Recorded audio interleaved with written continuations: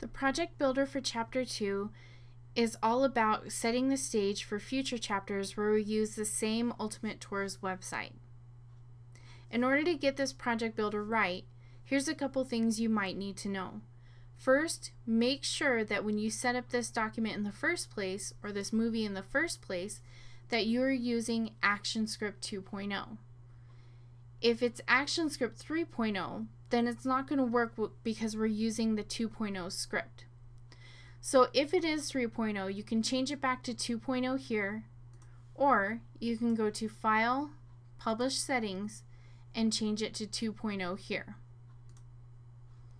The next thing you need to know is that the original stage size is 550 by 400 pixels.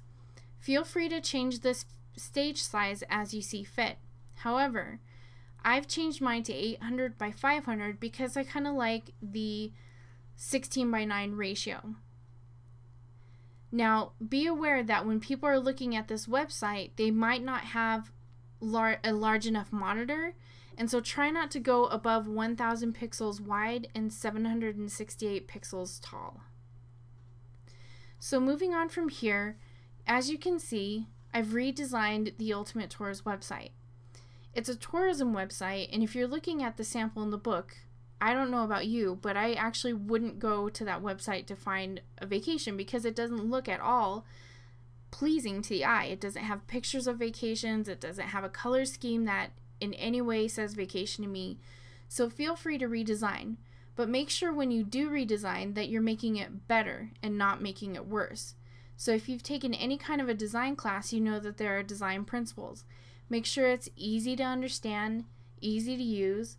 Make sure that you're using a consistent color scheme and a consistent font scheme, and make sure everything on here flows nicely. So in here I've added some pictures that I think will help us to entice people to come to this website and go on vacations from Ultimate Tours.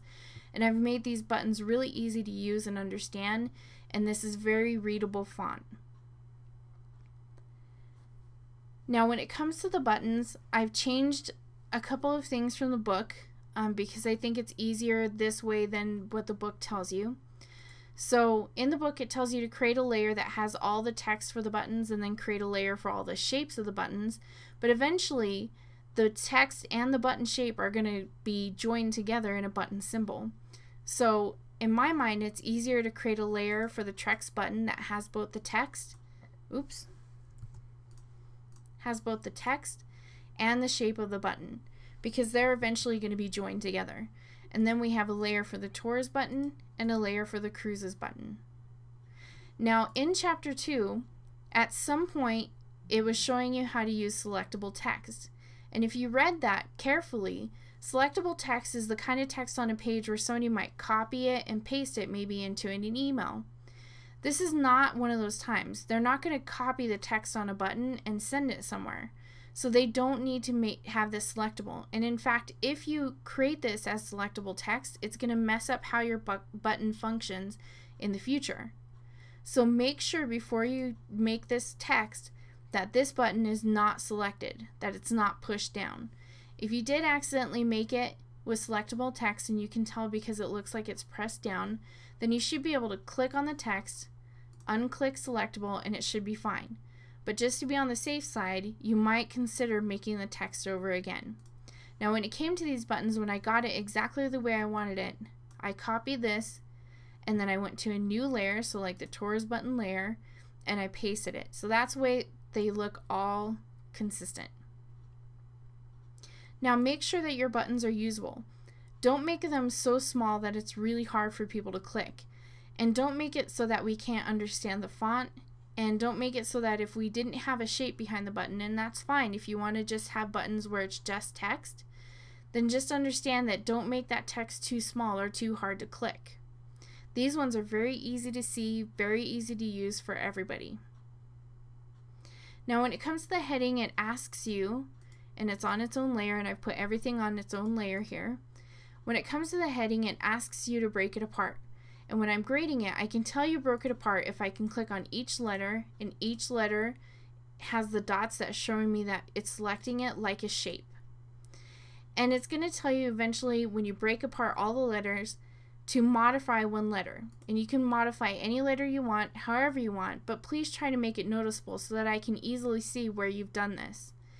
If you don't make it noticeable and you don't want to make it noticeable, maybe it's just a subtle thing, then you need to leave a comment for me in the Dropbox so that I can grade you appropriately. As for custom font, this is a font that I downloaded from dafont.com. And if you guys don't have this font on your computer and I were to send my file to you, then this would be replaced with a substitute font. And that's not a good thing because the substitute font could look a little bit weird, or it could go to 2 lines, or it could hang into my picture.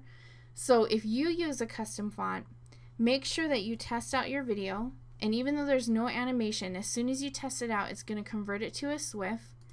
And wherever your file is saved, all of a sudden you'll have this SWF file. So even if I open your Flash file and I don't see the right font, at least with the SWF file I can see what it was supposed to look like, and I can kind of work around it from there.